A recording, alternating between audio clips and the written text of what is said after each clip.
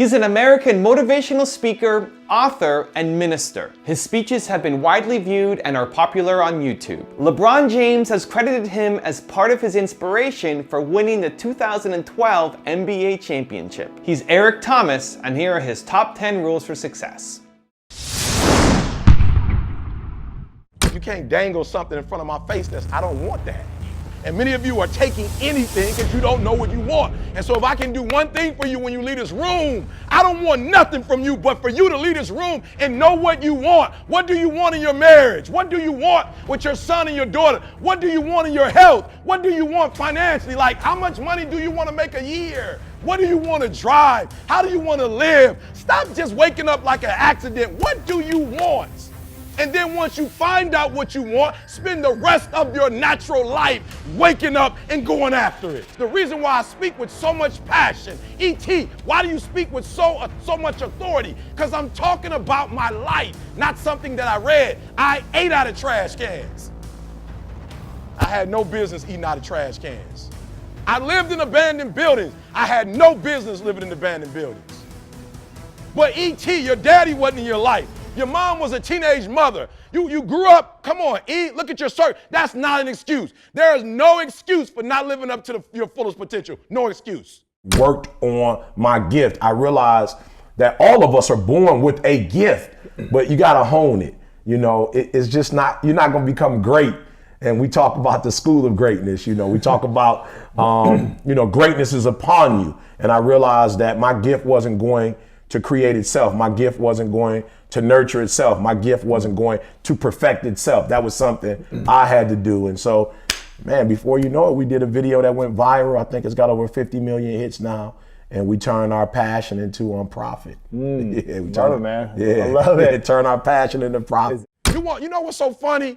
We want people to make guarantees to us, but we're not willing to make guarantees to ourselves. No, for real, I'm gonna say it again. Like somebody gave you a guarantee, $30, 30-day guarantee. In 30 days, if you don't make what they told you was gonna make, in 30 days you got an attitude, you want your money back. But you've never demanded your money back from yourself. You've never looked at yourself in the mirror and said, you let you down. Until you get to that point, you let you down. You're not brave enough. You want to put it on somebody else. The reason why I'm not successful is because of my boss. Have you ever looked at yourself in the mirror and said, I'm not getting up on time. I'm not going to work on time. I'm not putting in 120% when I'm at work. I let me down. And when you get to the point where you can say you let you down, I don't care. Listen to me, no disrespect. I don't care about Glenn. That's not why I do what I do. And I love Glenn. I don't come here and do what I do so Glenn can affirm me, so he can give me a pat on my back. I care more about me than I care about what Glenn thinks about me. I have standards. I have values. I don't care how much you pay me. If I speak at an elementary school for $300, I chose to do that for $300. If I chose to speak at a prison for free, I chose to do that. And I will not go in there giving those prisoners less than what somebody pays me $100,000. Why? Because I value myself enough to give 120% or don't do it. And that's the problem with some of you. You always want to blame other people. You want to hold other people to the fire, but you're not holding yourself to the fire. You just said you're giving 50%. You owe you an explanation. You owe you an explanation. You need to look at yourself in the mirror and say, why are you only giving 50%? What's wrong with you? You need to put yourself on punishment. You need to tell you no more TV, no more snacks, no more desserts, no, we working out now. No more alcohol, not right now. No, I can't handle it right now. You need to tell you that you owe you something. Stop going back to, you keep going to the mall with the receipt. This is what y'all said it was. Glenn, you didn't do what you said you was gonna do. Well, you didn't do what you were supposed to do, so how am I gonna do what I'm supposed to do for you? You walk out of this room, you owe yourself. I didn't get here making excuses. So what, my father wasn't in my life? The truth of the matter is, he ain't never come into my life. So what, I'm gonna wait for the rest of my life for my man to come? He ain't coming. I live in America. I'm an African-American male. They don't treat us the same. It's something called racism. I ain't gonna cry about it. It's probably gonna be racism to the day I die, but I'm not gonna cry about it. I'm still gonna be a millionaire. I'm still gonna be one of the top motivational speakers in the world. No, I didn't grow up on that side of the town. No, my mama don't have no network. No, I don't know a whole lot of people. No, I'm not at a country club. No, I don't play golf, and I don't plan on playing no time soon. But I'm still gonna be successful. I'm still gonna get to where they are. Why? Because I owe it to myself. and can't nobody stop me but me. And you need to get rid of them excuses, and you need to stop pointing fingers at people. And you need to start pointing fingers at yourself. What did you not do? A guy asked me about 2 months ago, he said, E.T., if there's one mistake you've made, what's that one mistake you made? I said, I'm gonna be honest with you. My values are not in alignment with my dreams. He said, E.T., what do you mean by that? I said, I want to tell you a story. I got a good friend of mine he came to me and said, Eric, my marriage is not where my marriage needs to be. I need to make some adjustments. I see you and your wife. I see how much time you spend with your wife, how much time you spend with your children, and I want that. You buy your wife roses regularly. You're always taking her out to eat. Like, I'm watching you. You spoil her. E.T., what can I do? And so I told him what to do, and guess what he started doing, God? He started doing the exact same thing I started doing. And he said, Eric, it's not working. Like, I'm doing exactly what you're doing, but it's not working. He said, why isn't it working? I said, you know why it's not working? Because your values and your dream, you say you want a better marriage. But I told you need to iron your wife's clothes. You know what he told me? After a while, he said, I'm gonna be honest with you, Eric. I know you told me to iron, you told me to wash, you told me to cook, but where I come from, he said, I'm gonna be honest, Eric, when I do that, I feel like a punk. And I said, and that's why you're having a hard time doing it, because your value system says a man is not supposed to iron, a man is not supposed to cook, a man is not supposed to wash dishes. That's what your value system says. So you're doing one thing, but you're going against your own value system. The reason why I'm having such an easy time washing clothes and cooking and ironing, you know why? Because nothing is as important to me as my marriage. And I would rather be happy. I would rather be happy than to say I ain't no punk. Make me a punk. I want to be a punk. A happy punk. For real, no. A friend of mine, he came to my house and I didn't have a mop. And so I was on the ground and I was mopping the floor with a towel. And he says, E.T., the hip hop priest, you're on the ground and you're mopping? I said, yeah. He says, your wife got you whipped. I said, you didn't know? You just found that out? Been doing a terrible job. I'm sorry. I am whipped. And after 23 years, you should be. And if you're not, it's a problem. So listen to me. There are those of you saying, I want to be a millionaire. I want to be the best at this company, right? But your value system says you believe in sleep more than you believe in grinding. Your value system says you are a consumer and not a producer. That you're spending more money than you're making. Why? Because you're a consumer, but you're reading all the books and you're saying everything the books are saying, but those books are not in alignment with your values. And if you're going to go to the next level, your values are going to have to change. I think what people get confused is, they're grinding with a goal. And I'm not saying you shouldn't have goals, but you should be grinding for grinding's sake. You should grind because that's what you do. You're passionate about what you do, and so you're waking up every day with this concept of, I have 24 hours and they're mine. This 24 hours belongs to me. Right. And whatever I do in this 24 hours will determine where I'll be tomorrow and the next day. And I think that's what people need to focus on. Like, get off of this. I want to make 6 figures. I want to drive this car. I want to live in this house. I think what people should be focusing on is, I have 24 hours. Like, Oprah only has 24. Yeah. Bill Gates only has 24. Like, Warren Buffett only has 24 hours. And in that 24-hour period, I can either break my life or make my life. And I think, and I'm not saying you shouldn't have goals. I just think that goals for people is too high on the priority list. And I think what should be on the priority list is going to bed so you can wake up the next day and you can grind it out. And I'm just a dude that believes you reap what you sow. So if you're grinding on Monday, grinding on Tuesday, grinding on Wednesday, if you're grinding 6-7 days a week for a span of 5 or 6 years, something's got to come out of that. Sure. But if you're only grinding, on Monday you fired up, Wednesday you back to sleeping in, Thursday you got the funk of the world is on. Like, I've heard people say, hump day. Hump day. What is every day is hump day. Like, Wednesday is hump day. Like, Monday hump day. Tuesday is hump day. Like, every day is hump day. And I think if we would spend more time on what's my goal, and meaning what do I need to accomplish in this day to live this lifestyle, and you go after it, then I think more people will be successful. I just ran across a quote the other day that says, education is the great equalizer. And I was like, oh, so no matter where you are, if you feel like you started at the bottom, if you feel like you started at the top, but you want to preserve the top, because just because you're at the top doesn't mean you're going to be at the top forever. I mean, you look at great football players, great football teams. I mean, you're not going to automatically win because of your name. You have to keep performing year after year. So if you're at the bottom and you're like, man, I'm at the bottom, Eric, and I want to live life like everybody else. I want to fly first class. Like I want to see the world. You know, I don't want any limitations. Then reading is not okay. So I'm using the word reading, but what I'm saying is education, being enlightened, being informed. And I had to realize for myself, being a high school dropout, like you can't use that excuse forever. Where I was born and where I was raised, you can't use that forever. And so to me, you liberate yourself. Malcolm, you talked about Malcolm. Malcolm liberated himself, and most people don't know, Malcolm was not born wearing glasses. Like Malcolm had 20/20 vision, but it was in prison when Malcolm learned to take reading serious and he read with a dim light at night. That's how he eventually lost his sight. But he lost his sight, but he gained his vision. You know, he lost his sight, but he gained his vision at that point. So I would say to young people who are watching us that it's not optional. The more you read, the more liberated you are, and the more you are educated. To me, the more you can experience a life like the people that you're probably looking at and saying, I wish I could live like that person. Yeah. What's your why? If I don't give y'all nothing else, you better start that. What's your why? You know why I do what I do and I do it so passionately? Because my grandfather was a high school dropout. My father was a high school dropout. I was a high school dropout, and we about to break the cycle. I do what I do so my son won't have to go through what I went through. When I was at the football game, my old dude wasn't with me. I saw other kids with their father. I said, that'll never happen to me. I do what I do because my daughter says she's going to Harvard. It ain't even about y'all. I'm about to come in here and blaze y'all. Why? Because I'm trying to get you all the NFL. I ain't about to miss this opportunity. This is the first NFL team I've ever done in my life, and I'm about to lick it. I'm about to give everything I got, and I will know if I don't get another gig, it won't have nothing to do with the fact that I didn't put everything on the field.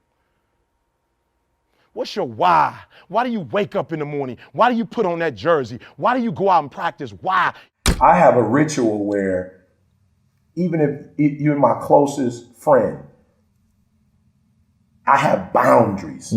So just because it's my company, it doesn't mean I can take calls all day. Right. I have boundaries. So you can't call me at a certain time. Why? I'm working. So if I'm on the phone all day, and I'm saying this to entrepreneurs, because one of the gaps, and we'll talk about this later in the show, but you got to find the gaps. And one of the gaps with entrepreneurs is that they feel like because they own their day, they can spend it like they want to. You cannot spend it like you want to. So if you were working for IBM or you were working for Ford, whoever you're working for, you couldn't be on the phone all day at a major corporation talking on the phone. So why do you allow yourself to talk on the phone when it's your business? Matter of fact, it's yours. You should make sure there's no phone calls going on because it's your business. So one of my rituals is when I get started, there are no interruptions. Wow. When I get started, I don't care if it's my wife, my children, they know that from a certain time frame, I'm going all in. And I can't go all in answering the phone. I can't go all in watching TV. I can't go in with the distraction. And so some entrepreneurs are like, why am I not blowing up? Because you're not in abstraction. You don't have that moment of your day. I don't care if it's 2 hours, 4 hours, where you shut the entire world out. No Twitter, no Facebook, nothing. No Instagram, which we love the most. No Instagram. We love that Instagram. But just for 2 hours, I'm going in, and then once I come out, then we can do Instagram. And I'll be honest, your content probably would be stronger if you had that time of isolation, of solitude, where you give yourself a chance to think, you give yourself a chance to go in, and when you go in, you go 120%. So yeah, that's my ritual. I think what's so unique about, my presentation is that it comes from the heart. That I speak from the heart, and I'm not afraid to be transparent. I'm not afraid to talk about my failures. I'm not afraid to talk about my fears. I'm not afraid to open up my life and give my story to the world. So if you want to make 6 figures, you can't just be talking about you want to make 6 figures. You hear what I'm saying to you tonight? If you do the 3 things I tell you to do tonight, I guarantee you, whatever it is you want to do in life, you'll be able to do. You will be able to accomplish whatever you want to academically, financially, relationally, whatever. So 3 things. All right, now I'm going to tell you the story. I got to get out of here. And the story is about, you guys have probably heard about this before. It was a young man who, he wanted to make a lot of money. And so he went to this guru, right? And he told the guru, I want to be on the same level you on. And so the guru said, if you want to be on the same level I'm on, I'll meet you tomorrow at the beach at 4 a.m. He liked the beach. I said, I want to make money. I don't want to swim. Guru said, if you want to make money, I'll meet you tomorrow, 4 a.m. So the young man got there at 4 a.m. He all ready to rock and roll, got on the suit. He should have wore shorts. The old man grabs his hand and said, how bad do you want to be successful? He said, real bad. He said, walk on out in the water. So he walks out into the water. Watch this. When he walks out into the water, it goes waist deep. So he like, this guy crazy. Adrian, he like, I want to make money. He got me out here swimming. I didn't ask to be a lifeguard. I want to make money. He got me in. So he said, come out a little further. Walked out a little further. Then he had it right around this area, the shoulder area. So this old man crazy. He making money, but he crazy. Said, come on out a little further. Came out a little further. It was right at his mouth. My man like, I'm about to go back in here. This God is mine. So the old man said, I thought you said you wanted to be successful. He said, I do. He said, walk a little further. He came, dropped his head in, held him down, hold him down. My man getting scratching, holding him down. I got you. I know you brushed it out, but I got you. He had him held down. I need you for an illustration. He had him held down. Just before my man was about to pass out, he raised him up. He said, I got a question for you. Somebody answered the question for me. He said, when you were underwater, what did you want to do? Live. I'm looking for a different word, though, than live. What's that word? He said, I wanted to breathe. He told the guy, he said, when you want to succeed as bad as you want to breathe, then you'll be successful. I don't know how many of y'all got asthma in here today, but if you ever had an asthma attack before, you short of breath, SOB, shortness of breath, you wheezing. The only thing you trying to do is get some air. You don't care about no basketball game. You don't care what's on TV. You don't care about nobody calling you. You don't care about a party. The only thing you care about when you're trying to breathe is to get some fresh air. That's it. And when you get to the point where all you want to do is be successful as bad as you want to breathe, then you'll be successful. And I'm here to tell you, number one, that most of you say you want to be successful, but you don't want it bad. You just kind of want it. You don't want it badder than you want to party. You don't want it as much as you want to be cool. Most of you don't want success as much as you want to sleep. Some of you love sleep more than you love success. And I'm here to tell you today, if you're going to be successful, you've got to be willing to give up sleep. You got to be willing to work off for 3 hours of sleep, 2 hours. If you really want to be successful, some days you're going to have to stay up 3 days in a row. Because if you go to sleep, you might miss the opportunity to be successful. That's how bad you got to want it. You got to go days without, listen to me, you got to want to be successful so bad that you forget to eat. Beyonce said once she was on the set doing her thing, 3 days had gone by, she forgot she didn't eat because she was engaged. I'll never forget when 50 Cent was doing his movie, I did a little research on 50, and 50 said that when he wasn't doing the movie, he was doing the soundtrack. And they said, when do you sleep, 50? Sleep. He said, sleep. Sleep is for those people who are broke. I don't sleep. He said, I got an opportunity to make a dream become a reality. Football players, how many football players? I got anybody like football in here? Raise your hand. Anybody like football? Emmitt Smith. I used to be a Cowboy fan before they did my boy Tom Landry wrong. I used to be a Cowboy fan. And watch this, there was a commercial. Emmitt Smith had won his first Super Bowl, and he had this commercial when he was lifting weights. I don't know if you saw the commercial when he was lifting, and Emmitt said, you know what? I won the Super Bowl, so I can rest now. He was doing his bench press. So he said, I won the Super Bowl, so I can rest now. So he throws up about 325, boom, and he rests for about 2 seconds. Then he, boom, boom, boom. Did you see that? He'd already won a Super Bowl. He said, I think I'm going to take a rest. And he rests for how long? 1 second. Most of you won't be successful because when you're studying and you get tired, you quit. And I'm here to tell you today, if you got somebody came in my office the other day crying.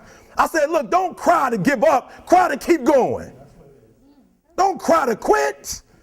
You already in pain. You already hurt. Get a reward from it. Don't go to sleep. until you succeed. Listen to me. I'm here to tell you today that you can come here, you can jump up, you can do flips, you can be excited when we give away money. But listen to me, you'll never be successful until I don't have to give you a dime to do what you do.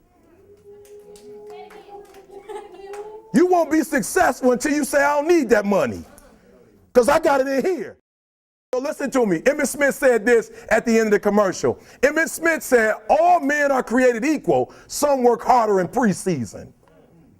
I'm going to say it again because you might have missed it. All men are created equal. Some work harder in preseason. So that means that there are some people who are going to see the professor, going to see the TA. And even when the professor says, I don't meet with you, my TA meet with you, you say, I don't want to talk to your TA. That's what it is. I don't pay the TA. That's right. I pay you to teach me. So you're going to have to find some time to meet me. If I got to meet you at the mall, if I got to meet you at your house, you are going to see me. Listen to me. All men are created equal. Some work hard in preseason. When I went to college, guys were way smarter than me.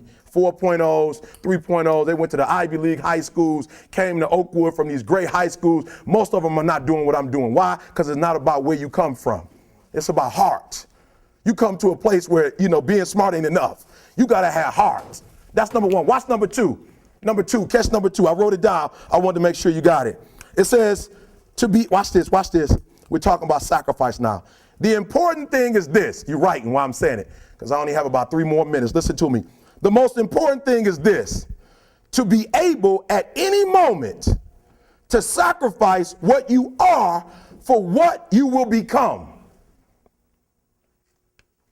That's the number 2 thing. You got to catch that one. To be able to, listen to me, at any moment. Some of you can make sacrifices when Monday Night Football is not on. You can make a sacrifice. But when the game come on, for some reason, you just attach to it. For some of you, when your favorite show come on, you can make sacrifices on Sunday when ain't nothing going on. But when your favorite show comes on Monday, bam, some of you focus until the phone ring, and then you like, I gotta answer it. If I don't answer the phone, I'm gonna die. I'm saying to you today that there are some of you, if you give up your cell phone, you would be successful. But your cell phone is more important to you than your success. I'm gonna say it again. I'm gonna hurt somebody. Some of you need to give up your cell phone, because the time you spend on your cell phone could be used for your success. The time you could be using to be successful, you're using it on the cell. And the cell phone is not bringing you nothing but a bill. And somebody has told you you couldn't live without it. I'm talking about going deep now, giving up stuff. Watch what it says.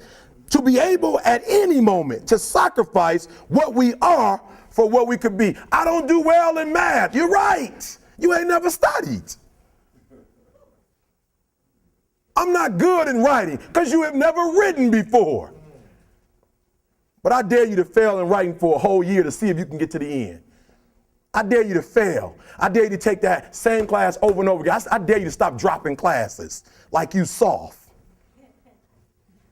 Always want to give up. I'm dropping. Why are you dropping? I'm so grateful that the slaves didn't drop and quit. Say, I'm just going to stop. I'm a slave. I'm just going to be a slave. I'm going to quit. Listen to me. The slaves said, we will live because one day we will become. Thank you so much for watching. I made this video because Sam Mendimasa asked me to. So if there's a famous entrepreneur that you want me to profile next, leave it in the comments below and I'll see what I can do. I'd also love to know which of Eric Thomas's top 10 rules hit you the most. Leave it in the comments and I'll join in the discussion. Thank you so much for watching. Continue to believe, and I'll see you soon.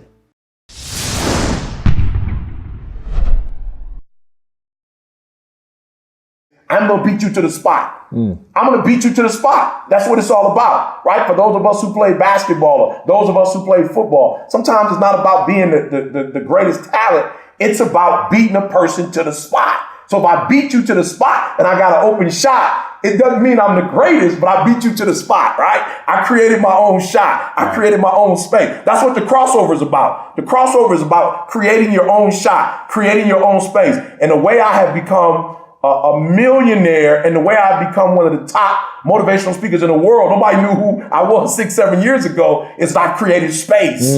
I created space. I've given myself an advantage that others don't have. And is it hard? No, not really. You just wake up earlier. You can take naps during the day if you want to, right? So it doesn't mean you have to stay up the entire day, but it does mean you have to get to the spot before everybody else. Let me tell y'all, I'm not from New Zealand, guys. Come on, listen to me very closely. I'm not from New Zealand, but I know about, let me say it this way so I can help you. I know about what team. I've never seen All Blacks play a day in my life. I've never been to the stadium. Where's the stadium? Help me out. Where's the stadium? Okay, I'm going. See what I did? I've never been to the stadium. You're like, Eric, the stadium, that's Hobbit that way, Eric. That's not the stadium. The stadium is this way. I've never been there a day in my life. And if you watch some of my videos, I have All Blacks in my videos. Why? Because they're what? They're winners. And when you're a winner, you don't even stay in your own little town. When you're a winner, winning spreads. So everybody, I got videos where I'm like, y'all, I don't really know how to show my passion. Somebody said, get the All Blacks. I'm like, yep, that's what I need, All Blacks.